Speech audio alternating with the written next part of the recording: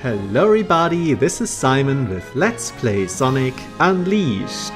I'm going to flip the structure this time a little bit because on the way to see the professor, without whom we could not possibly be able to tell that the last remaining regular level in the game is actually the next one we have to do to progress the story.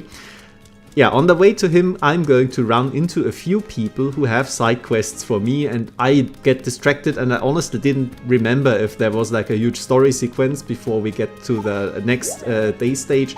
So if you only are here for that, feel free to skip ahead using the timestamps. Otherwise, there is fun and interesting content on the way. Like, for example, getting the tools of augury for Iman, and we already got that quite a while ago, and she has been complaining about having lost them for quite a while, but for now we can't do any more with that, so I don't actually know if it unlocks a further quest chain or if it's just a one-off thing, but don't care. For now, Brenda. You're going to see a very inconspicuous cut in a second where I just removed the first attempt where I was wrong about some things. Yep, there it was.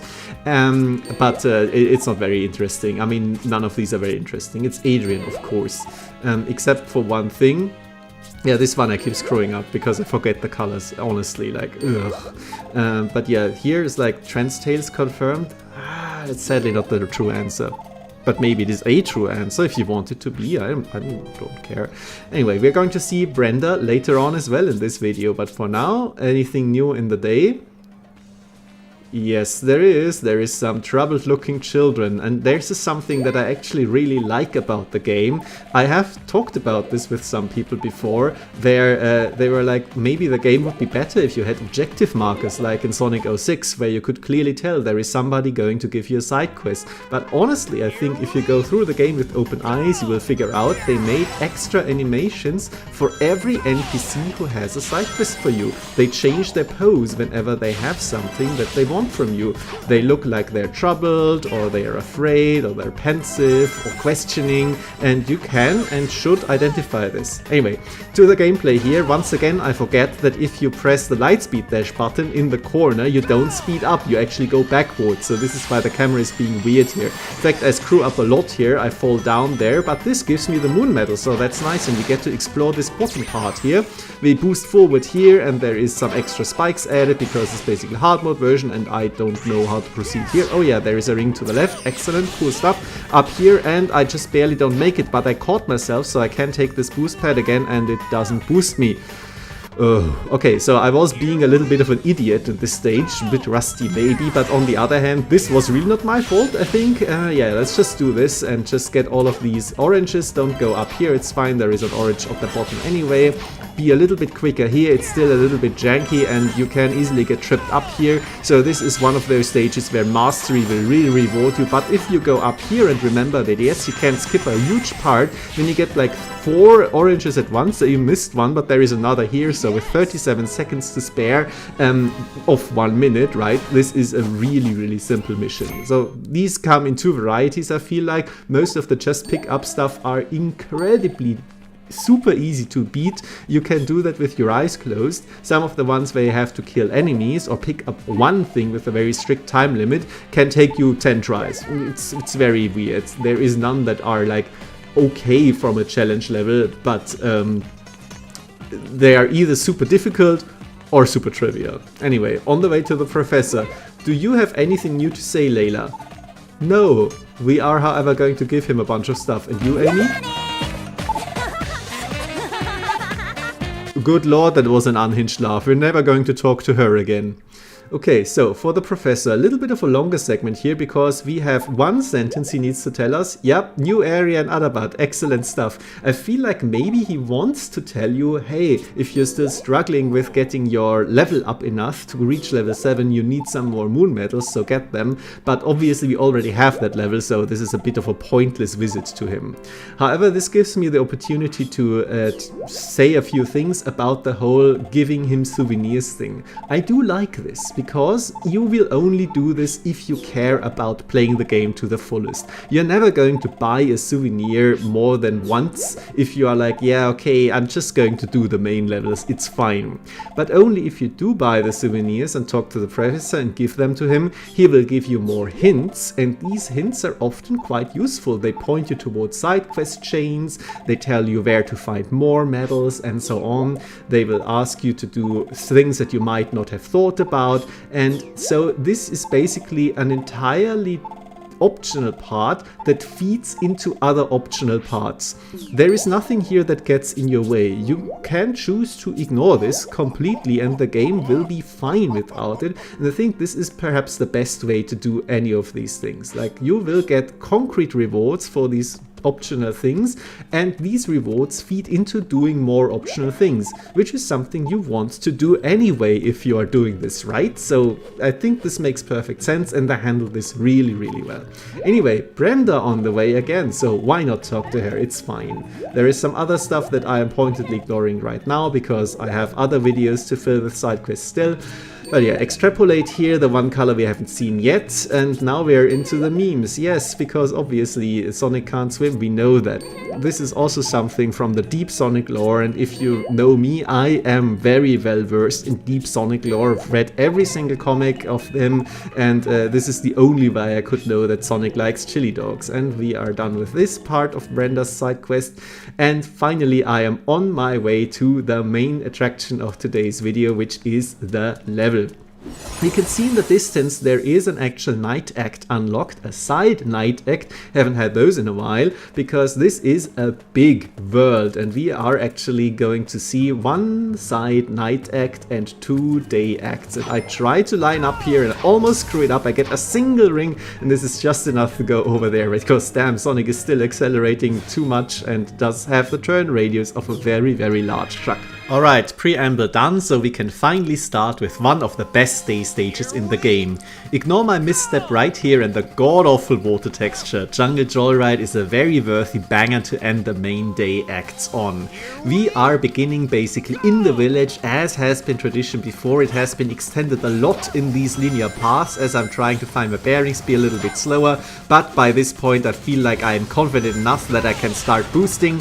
We can see how even here we have like plenty of paths to choose from all the time. We could go for maximum rings, we could go to the sides where we already have a glimpse of a medal we missed, but this is for replays for now. I'm going to just keep boosting ahead, blasting through this level, trying to go to the high paths. Like here for example, barely missed it and then I boost to the side, which is costing me just enough time that I will die, because this level does not screw around. It is the last day stage, it knows that. It looks beautiful, it sounds amazing, it is deadly as hell, and I am going to die a lot here, but I'm going to enjoy every single second of it. Going up here, ignoring the X, because taking the top path is always better. It's a Sonic game after all. Here to the side, is that fine? It is fine, wonderful. Keep going here through these loops, and something that I really enjoy about this stage in particular is how well it works with the camera, with the various layers here. Don't take the Eggman switch of course, but it just sends you in a loop. I was wary of it, but I wanted to see what happens here. Back and forth in the background, foreground, and we are missing another thing, but I can't be stopped here. Almost blast off into the side, but I have learned my lesson from Empire City. Skip most of this 3D part here until this small platforming segment, which is fine. The platforms are spaced very well. Ignore the extra life, I don't care, I want to keep going. There is probably something in that box, something for later. We are doing homing attacks chains here. We are blasting through rainbow rings into boosters, and up here, small flow breaker, 5 buttons, it's fine, we are up here. This segment is done, it was wonderful, I really liked it. We are reprising now these laser guys here again, but I feel like this one here is a lot different from the original where we saw it in Spagonia, because now, as you might tell, I am not going with the rails. I am moving freeform here, so that I can hit 2 robots that are in diagonals, like these ones here, at the same time, boosting them into the laser guys, and it is much more fun than just being on the rails themselves. Now we have reached the water part, where we have to boost to not die, a much more realized version of this than it was in Pool Edge. unless you're counting the side act here. And like Act 2, it is also quite deadly, and I'm going to die a few times here, but it doesn't matter, the restart is quick. I finally get my very first moon medal here. I'm not going to get that many of them. And you always get so many rings that you can actually get a life profit here if you play your cards right. But I have passed the deadly glacier, and I will follow now the road signs. Like this is a rally game, and somebody is signing towards the next turn to take, and we are going on here. Another extra life in front of a section where it usually betrays that the developers think that you're going to die a lot, and they could have maybe designed the game better. But I feel in this case here it is not necessarily betraying that the level is too hard, but they are still giving you a little bit of a mercy, and I do appreciate that. We have a final exam for this robot here, which is mixing in a lot of different things, the lasers, the shockwaves, the bombs, and it feels a lot more dynamic than what we have seen before in the Great Wall and also in Empire City. So again, I don't begrudge the game for bringing him back for another time.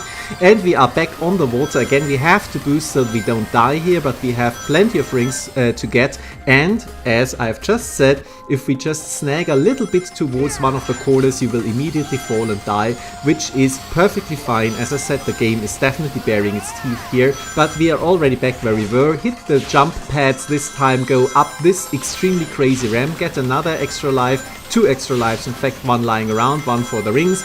And we reach the beach at the end here, a few enemies that we're going to take care of in a second, and we have a flow breaking switch here. God, I hate these things so much. But I notice here that there is a homing attack target directly behind here, so I jump, homing attack, and the target is gone, and I didn't go onto the springs. But no matter, this gives me the opportunity to try a different path here, because I did see that there isn't only a jump pad but also a boost pad on the side.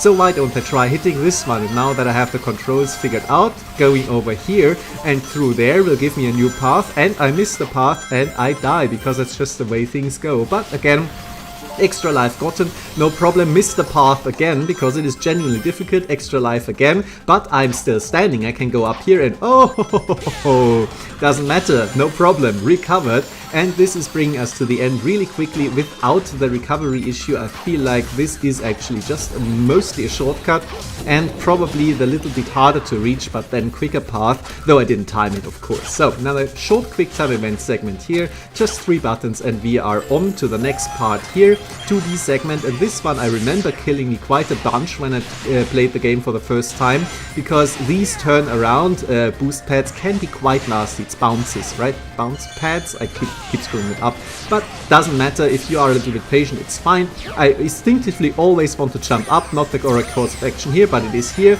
Jump over something you might have noticed, keep going here, and these water spouts kill you instantly. Mean. Well, now I know to avoid them, go a little bit slower here. There's a checkpoint here, great stuff. Yeah, I had to replay a few seconds, doesn't really matter. You won't get to see them anyway, and we are now going to stay on the top path here, hit both quick time events, skip a huge part of the 2D segment into the rainbow ring. Up here, more rainbow rings done, and light speed dash, hit the right button, right time, skip a bunch of the level, which is a reward, and it is always great to do this. And we are here on another segment where we are racing. Extra life after a checkpoint, ominous, but for some reason I don't die here. I feel like I should have, and the game was fully expecting that, which is why it gave an extra life, but it's fine. Here I hit the wrong button for some reason. I didn't hit A, I don't know why, I'm bad at these things. But we can get the extra life back, keep going here, and this time I don't get snagged too long here, up there, and keep going. Something worth pointing out at this point is that the level has basically been a reprise of all the design elements this game has to offer. High-speed racing style with lanes, freeform drifting, 2D parts with huge skips, 3D platforming and exploration, minor QTEs, those damn buttons, and of course the set pieces like the giant robot. We even just skipped rocks pushing segment. Only rail grinding is really missing, but Skyscraper Scamper did this. However, contrary to that, I don't think it feels like Jungle Joyride is just cutting stuff together. It's a final exam of things you should know by now, and you can tell that I am sometimes failing it, but I'm still having a blast, especially because this level just looks so great with the waterfall we just boosted past and the ruins we are now entering in its final segment with one of the biggest freeform 3D exploration platforming and those damn buttons.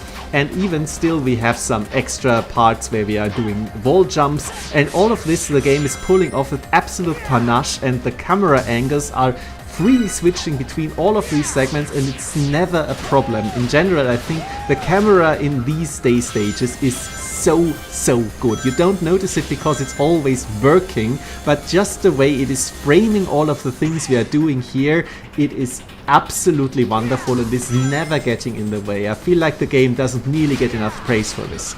I'm finally slowing down a little here because I finally think like, wait a second, in this free 3D exploration part there must be something hidden down there, because I would. And there is, and it feels amazing. So this level even has some very good exploration, even though most is skipped it. Why are these guys sitting like that on the cliff? Anyway, I'm going to kill all of those, and I missed the homing attack on the last guy. I was just fully expecting the reticle to show up again, and this has happened before and it will happen again, because I fully expect the reticle to show up, but the game doesn't show it to me. So why am I pressing the button? It is simply impatience. And yes, replaying this part with hitting the button over and over again, the stompy flow breaking segment was a bit annoying, but it's fine. Here, if you start boosting before you hit the boost pad, then you can boost on the rail. I don't know if it really matters speed wise, but it's fun that I could pull it off. And here we are now going to take our time, just hit the button ourselves, it's okay. Go up here, kill these guys here, button again. These guys are inside each other this time, I don't know why they are doing that. Now I'm waiting for the reticle and the sound cue. This kills the fire. We can do the jump over the steel, the spike beam here. Something to note, this guy's golden and he's actually giving us more points. I didn't even realize there were golden enemies in this game like they are in Sonic Adventure. Have there been one in every day stage? Probably not the night stages, but yeah, anyway, I really screwed up here. I died a lot, especially at the end, so I really earned this music so we can all listen to it in its full glory together.